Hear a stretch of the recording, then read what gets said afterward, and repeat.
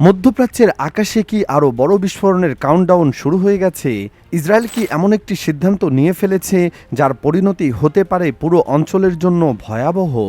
মধ্যপ্রাচ্যের চলমান উত্তেজনা নতুন এক পর্যায়ে পৌঁছেছে।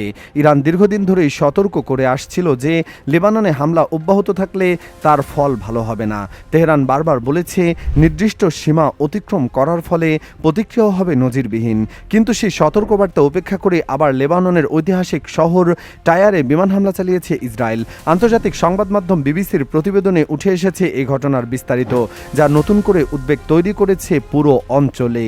টায়ার শুধু একটি শহরের নাম নয়, এটি লেবাননের ইতিহাস, সংস্কৃতি এবং ঐতিহ্যের গুরুত্বপূর্ণ অংশ। এমন একটি এলাকায় আবারও হামলা চালানোকে অনেক বিশ্লেষক কেবল সামরিক অভিযান হিসেবে দেখছেন না। তাদের মতে এটি এমন একটি পদক্ষেপ যা আঞ্চলিক উত্তেজনাকে আরও গভীর করে তুলতে পারে, কারণ ইরান ইতিমধ্যে স্পষ্ট করে দিয়েছিল যে লেবাননের পরিস্থিতি তাদের জন্য অত্যন্ত গুরুত্বপূর্ণ এবং এখানকার ঘটনা প্রবাহ তারা নিবিড়ভাবে পর্যবেক্ষণ করছে। লেবাননের স্বাস্থ্য মন্ত্রণালয়ের বরাত দিয়ে প্রকাশিত প্রতিবেদনে বলা হয়েছে, টায়ার শহরে চালানো সাম্প্রতিক হামলায় অন্তত 8 জন বেসামরিক মানুষ নিহত হয়েছেন। নিহতদের মধ্যে সাধারণ নাগরিকরাই বেশি বলে জানানো হয়েছে। হামলার পর এলাকা জুড়ে আতঙ্ক ছড়িয়ে পড়ে। ধ্বংসস্তূপের নিচে আটকে পড়াদের উদ্ধারের জরুরি সেবাকর্মীরা দীর্ঘ সময় কাজ করেন। শুধু প্রাণহানি নয়, এবারের ঘটনায় আরও একটি বিষয়ে বিশেষভাবে আলোচনায় এসেছে। জানা গেছে শহরের খ্রিস্টান অধ্যুষিত এলাকাগুলোর সাধারণ বাসিন্দাদেরও ঘরবাড়ি ছেড়ে চলে যাওয়ার নির্দেশনা দেওয়া হয়েছে। বিশ্লেষকদের মতে এটি পরিস্থিতির জটিলতা আরও বাড়িয়ে দিয়েছে, কারণ সংঘাতের প্রভাব এখন এমন এলাকায় পৌঁছাচ্ছে যেগুলো আগে তুলনামূলকভাবে নিরাপদ বলে বিবেচিত হতো। পর্যবেক্ষকরা বলছেন ঘটনাটিকে বিচ্ছিন্নভাবে দেখার সুযোগ নেই। এর আগে ইরান একাধিকবার সতর্ক বার্তা দিয়েছিল। বিশেষ করে গত রবিবারের ঘটনাকে অনেকেই এই উত্তেজনায় বড় মোড় হিসেবে দেখছেন। সে সময় ইরান প্রায় 7টি শক্তিশালী ব্যালিস্টিক ক্ষেপণাস্ত্র নিক্ষেপ করে বলে বিভিন্ন সূত্রে দাবি করা হয়। ওই হামলার পর পুরো অঞ্চলে উত্তেজনা তীব্র আকার ধারণ করে। পরদিন সোমবার ইরান জানায় তারা সাময়িকভাবে সামরিক কার্যক্রম স্থগিত রাখছে। একই সঙ্গে একটি বার্তা দেয়, যদি হামলা বন্ধ হয় তাহলে পরিস্থিতি শান্ত রাখা সম্ভব। তবে যদি আগের মতো অভিযান চলতে থাকে তাহলে আরও কঠোর এবং ব্যাপক প্রতিক্রিয়া আসতে পারে। অনেকের ধারণা ছিল এই বার্তা হয়তো উত্তেজনা কমানোর সুযোগ তৈরি করবে, কিন্তু সেই সম্ভাবনা বেশিক্ষণ টেকেনি, কারণ এরপর আবারও লেবাননের টায়ার শহরে হামলার খবর সামনে আসে।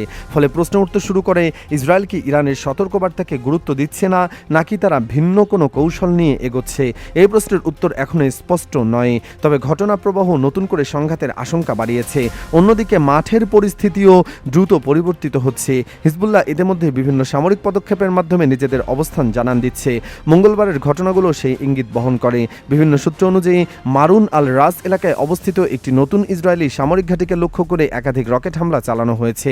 হামলার ফলে এলাকা জুড়ে সতর্কতা জারি করা হয় এবং নিরাপত্তা ব্যবস্থা জোরদার করা হয়। শুধু রকেট হামলাতেই বিষয়টি সীমাবদ্ধ ছিল না। কান্তারা এবং জাওতার আল শার্কিয়া এলাকায় ইসরায়েলি সেনা এবং সামরিক যানবাহনকে লক্ষ্য করে ড্রোন হামলার খবর প্রকাশিত হয়েছে। এসব ঘটনার ফলে সীমান্ত অঞ্চলে উত্তেজনা আরও বেড়ে যায় এবং নতুন সংঘাতের আশঙ্কা তৈরি হয়। এদিকে এই পরিস্থিতি শুধু ইরান, লেবানন বা ইসরায়েলের মধ্যেই সীমাবদ্ধ নেই। এর রাজনৈতিক প্রভাব পৌঁছে গেছে ওয়াশিংটন পর্যন্ত।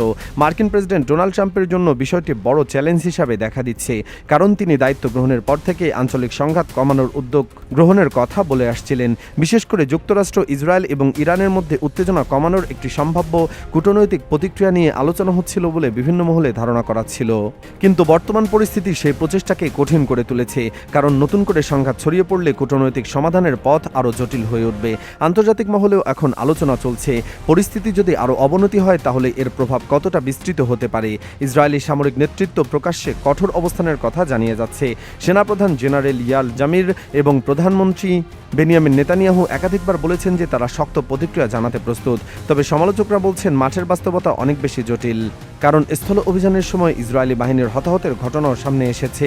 একই সময় ইরানও নিজেদের সক্ষমতার বিষয়টি তুলে ধরেছে। তাদের দাবি, আধুনিক ক্ষেপণাস্ত্র প্রযুক্তির মাধ্যমে তারা এমন লক্ষ্যবস্তুতে আঘাত হানতে সক্ষম যেগুলো আগে নিরাপদ বলে মনে করা হতো।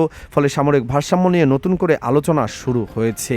তেহরানের পক্ষ থেকে আবারও বার্তা দেওয়া হয়েছে যে লেবাননে অভিযান অব্যাহত থাকলে ভবিষ্যতে আরও বড় প্রতিক্রিয়া আসতে পারে। তাদের বক্তব্য অনুযায়ী পরবর্তী পদক্ষেপ আগের যে কোনো অভিযানের তুলনায় আরও কঠোর হতে পারে।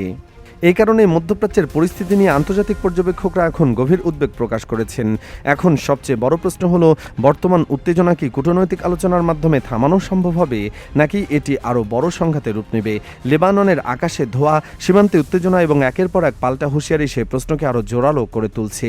আর মধ্যপ্রাচ্যের মানুষ অপেক্ষা করছে পরবর্তী পদক্ষেপের জন্য, কারণ আগামী কয়েকটা দিনে নির্ধারণ করতে পারে এই সংকট কোন দিকে মোড় নেবে।